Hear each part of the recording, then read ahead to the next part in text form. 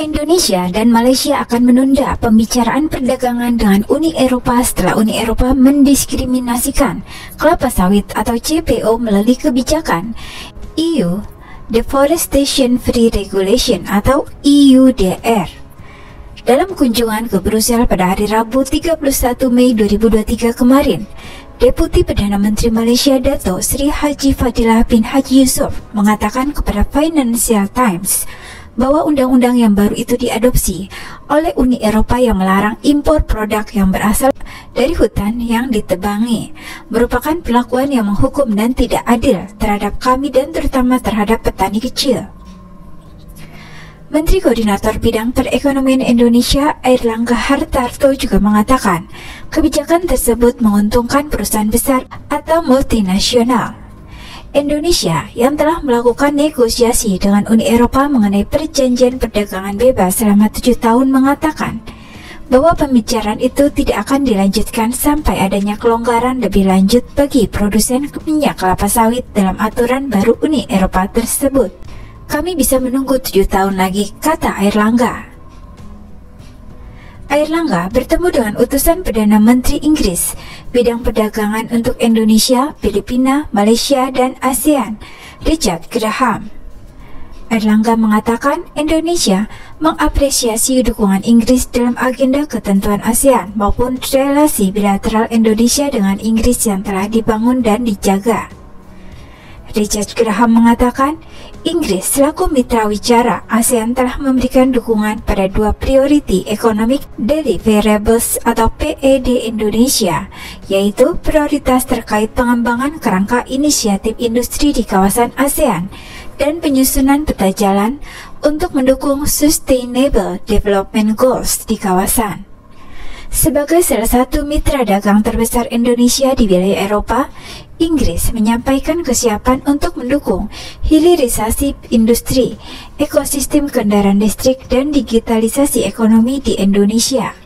Menanggapi rencana Inggris untuk mengembangkan sektor pendidikan di Indonesia, Airlangga mengatakan pemerintah Inggris dapat bekerja sama dengan Universitas Brawijaya dan kawasan ekonomi khusus Singasari di Malang untuk mengembangkan sektor pendidikan. Inggris dan Indonesia juga menegaskan keinginan menjajaki kemungkinan perundingan perjanjian perdagangan bebas atau FTA melalui platform dialog kerjasama ekonomi dan perdagangan Joint Economic and Trade Committee atau JETCO yang telah terbentuk sebelumnya.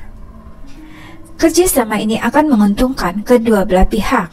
Indonesia memiliki pasar domestik yang besar dan produk yang diproduksi juga dapat diekspor dan bersifat komplementer. Uni Eropa pada 6 Desember 2022 mengumumkan pelaksanaan deforestasi European Union Deforestation Regulation yang bertujuan mencegah deforestasi akibat kegiatan pertanian di seluruh dunia. Tindakan Uni Eropa tersebut dapat dianggap sebagai kendali non-tarif yang bisa berdampak negatif pada perdagangan bebas dan adil. Apalagi jika regulasi itu lebih menyasar pada produk-produk pertanian tropis dari negara berkembang yang melibatkan jutaan petani kecil, sehingga berpotensi mempengaruhi rantai pasokan global. Kebijakan ini membuat Indonesia dan Malaysia akan menemui pimpinan Uni Eropa di Brussels, Belgia, untuk membahas kebijakan regulasi tersebut yang dinilai akan berdampak negatif pada komoditas pertanian tropis yang melibatkan petani kecil. Implementasi dari Undang-Undang Uni Eropa itu jelas akan melukai dan merugikan komoditas perkebunan dan kehutanan yang begitu penting buat kami seperti coklat, kopi, karet, produk kayu, dan minyak sawit, kata Airlangga.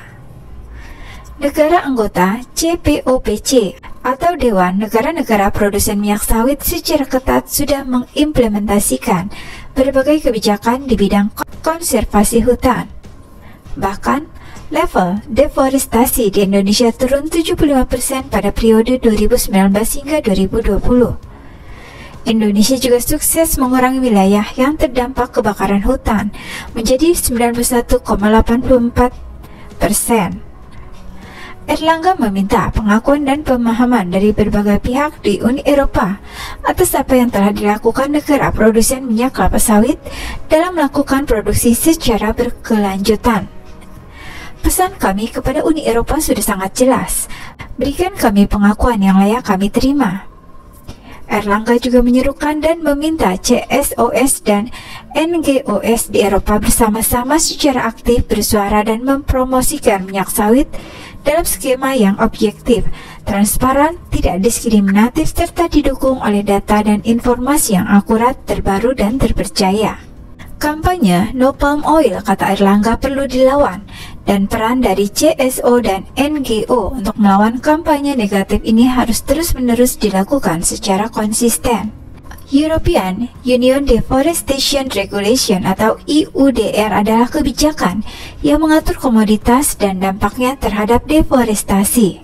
Dalam hal ini, komoditas yang termasuk adalah kedelai, kayu, daging sapi, kakao, karet, kopi, dan minyak kelapa sawit. Melalui EUDR, Uni Eropa menerapkan agar semua operator yang memasukkan komoditas dan produk di pasar Uni Eropa dipastikan bebas deforestasi maksimum per tanggal 31 Desember 2020 lalu. Berdasarkan sistem yang diterapkan, bahwa setiap negara penghasil komoditas akan dikategorikan menurut tingkat risiko deforestasi oleh Uni Eropa. Dalam hal ini, sebuah negara bisa masuk ke dalam kategori rendah, sedang, dan tinggi. Gabungan Pengusaha Kelapa Sawit Indonesia atau GAPKI pun harus putar otak mencari pasar ekspor baru seiring dengan sawit asal Indonesia kena jegal Uni Eropa melalui undang-undang anti deforestasi itu.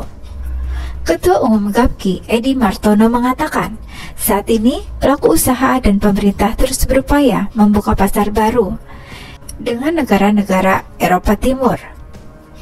Dengan belai tersebut, perusahaan sawit sudah tidak ada yang membuka lahan baru sejak tahun 2020 lantaran tidak adanya izin.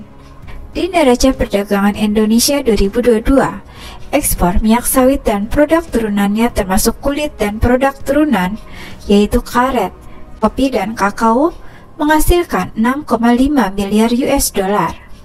Diketahui sebanyak 3 miliar US dollar adalah pendapatan ekspor dari total 21 US dollar yang didapat dari minyak sawit dan produk turunannya. Khusus sawit, Eropa sendiri merupakan importir minyak sawit terbesar ketiga di dunia.